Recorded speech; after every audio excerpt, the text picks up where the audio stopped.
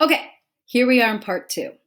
So our next part is, how are we sure that no air is getting in or out, that the box is actually blocking all the air? If you think about that, to see if any air is entering or leaving the container, we could take the mass of the container before and after the cell phone ring.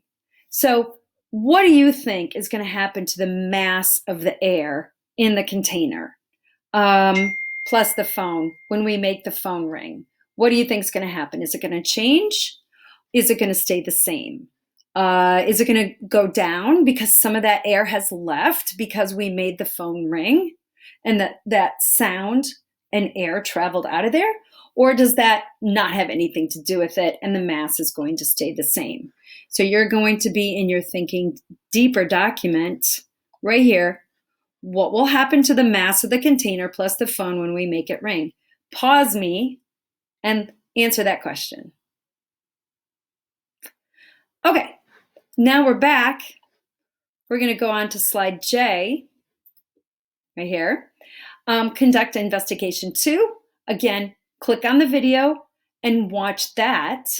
And then write your observations in the Thinking Deeper document right here, those observations. So pause the video, pause me, watch the video in the slideshow, this video, and write down your observations.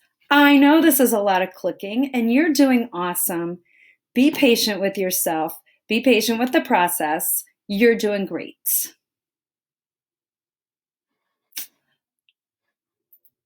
All right, now that you've observed that, we know the total mass of the container and the sound source. And when we measure that and we hear the sounds, how did it change? The mass. Did it change? Okay, so here we go. What claim can we make about now whether air is traveling from the sound source to our ears? We would know that the air was traveling from the sound source to our ears if the mass was less. If the mass is the same, it's not the air that is carrying the sound source. Okay, so now it's time to look back at your initial model, right? The initial model that you drew of the speaker, the space, and the window. What did you have traveling between the speaker and the window? Did you think it was air? Did you not know? Did you just think it was waves? Go ahead and write that in your Thinking Deeper document, okay? Then submit your revised claim and evidence to your teacher. So you're going to finish this document, basically right here. Brainstorm answers to questions below, then submit your claim and evidence to me for review. After collecting new evidence in your investigations, do you still support the initial claim you made in your initial model? If not, what new claim would you make about what is traveling between the speaker and the window? For example, in my initial model, my claim was that blah, blah. After today's work, after seeing the investigation of the sound in the box and weighing the mass of that to see if any air escaped, your claim is. And so what did you see in the evidence today that makes you think your claim from question 1 is correct? How does that evidence support the claim you chose? So what you do want to do now is, after you've answered these questions, in the discussion, okay, in the discussion right here, you're going to click reply and say, my claim is, and this is the evidence why I believe that. So this is a discussion. After you see other people, after you post, you'll be able to see other people's answers.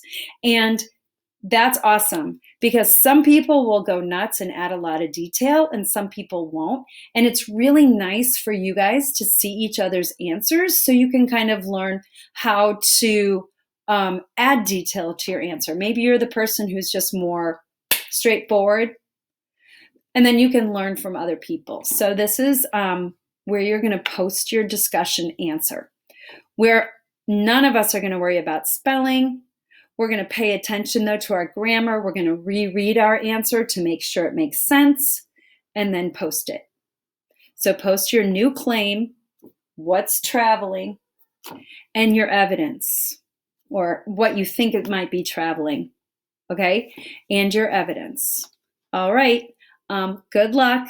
Remember to go slowly through the video. Remember to answer all the questions on your document and go back and forth. It might take you a little bit, but I think you can do a great job.